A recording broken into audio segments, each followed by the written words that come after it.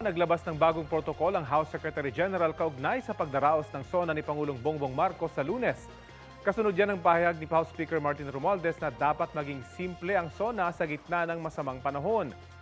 Meron pa rin namang red carpet area, pero para na lang ito sa ingress at official protocol. Bawal na ang stage ceremonies, fashion coverage o photo setups.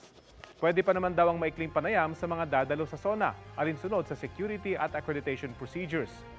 Tulad naman ng dati, hinihikayat pa rin ng mga dadalo na magsuot ng tradisyonal na barong o Filipiniana. Kung maaari, umiwas sa pagsusuot ng mga magagarbong damit. Una nang sinabi ng Philippine National Police na nasa 12,000 personnel nila ang i-deploy para magbantay sa mga aktibidad kaugnay ng SONA sa Lunes.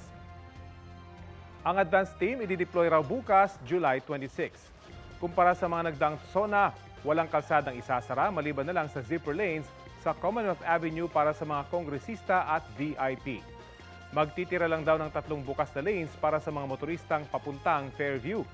3 grupo naman ang binigyan ng permit na magtipon. Isa sa bandang St. Peter Church, isa sa bandang Commission on Audit at isa sa White Plains.